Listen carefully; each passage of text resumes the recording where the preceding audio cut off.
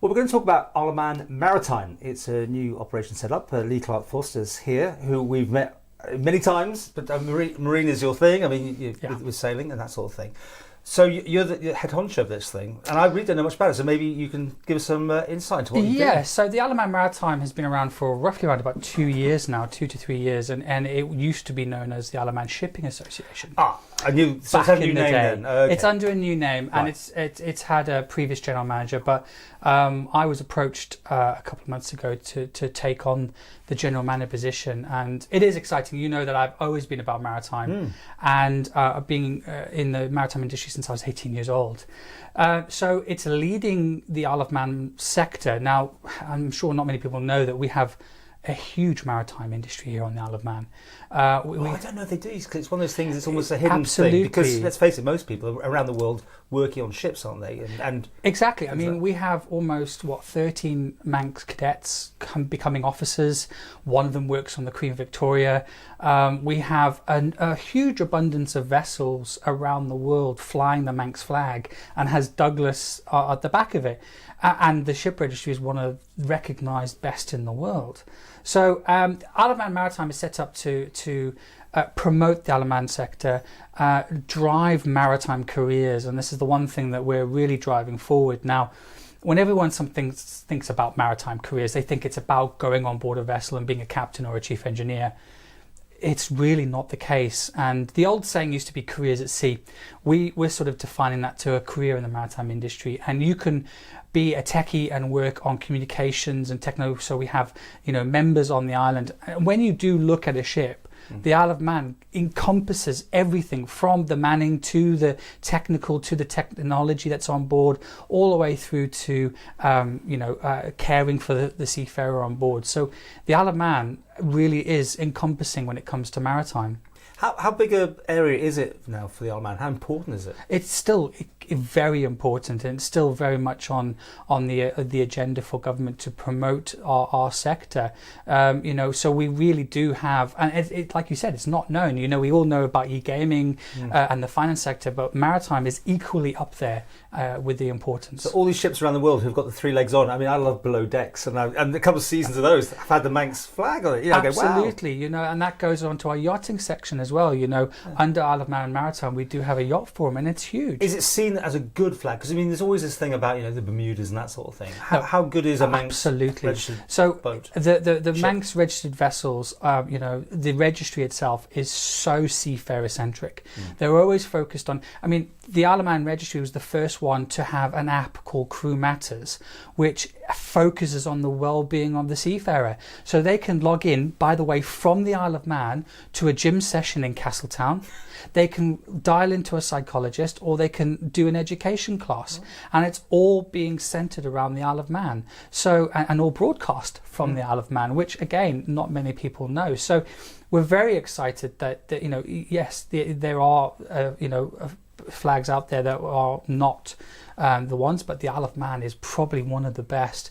And even if you look at the people that work there, they're always seafarer centric. Now, you've got lots of different hats on here. Is this a full-time job, or how's it work in your busy schedule? Absolutely. So this is a part of a second job that I do.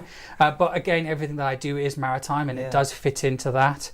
But what I want to drive forward with Isle of Man Maritime is that we have London International Shipping Week in September.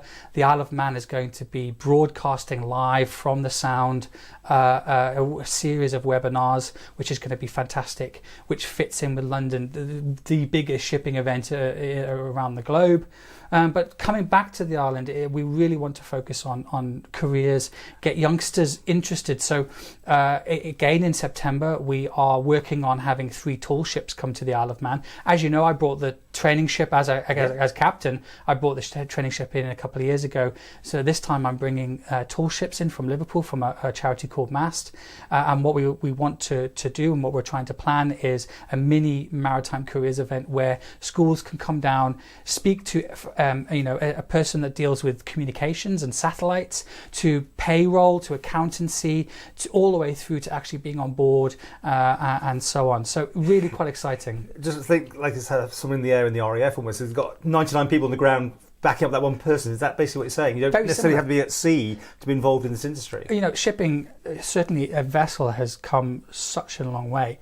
Vessels are so technology based now. You know, you get vessels that are uploading and downloading 2 gigabytes of data a second or something like that. It's phenomenal.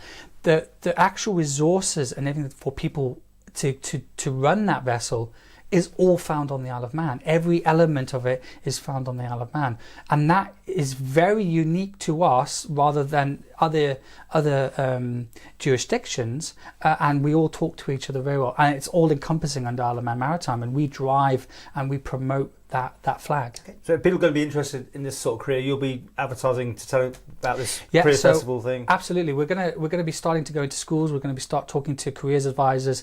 One of the big obstacles that we find is that whenever a child or a kid wants to know about going to sea, Royal Navy is the one that's always popped up. Yeah. And I think we do offer such a varied.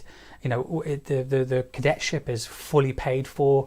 Fleetwood Nautical College is just across the water, and we want to bring that all together and advertise and say, look, this is a fantastic career. I started off at the steam packet as a pop boy on the Lady of Man. I've worked on the last remaining Royal Mail ship in the world.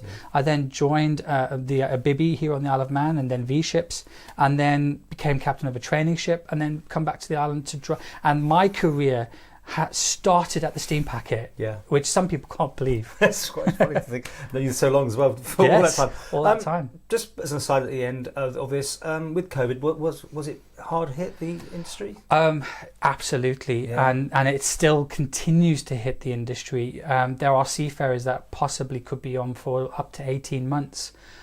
We were with my day job, we work with seafarers all the time, and one seafarer said that his son was born at the beginning of COVID and he's still not met him, and he's on board. Seafarers even close to home have been working so hard and making sure that you have your food on your table, your Marxies and your Tesco's. On the Isle of Man, everything mostly is brought in by the Ben McCree and the Manannans, so we're not too far off that everything happened so quickly, yet the Ben continued to work and ships across the globe continue to work, and they've not stopped. With a trade agreement between the UK and Australia, they're going to bring all this meat half around the world, potentially. Anyway, it's like, wow, it's a small world when you do those sort of things. But it's all driven by ships, and it's all driven. We all know what happened in the Suez Canal when the vessel grounded. That stopped billions of pounds worth of trade going through an artery, that's so small. Everyone's Amazon's orders were held up. Absolutely. There was amazing how one ship could have done that, but unfortunately that's a bad story, but it highlighted exactly how much trade is done by vessels and the person on board, and they've not been home for almost 18 months now.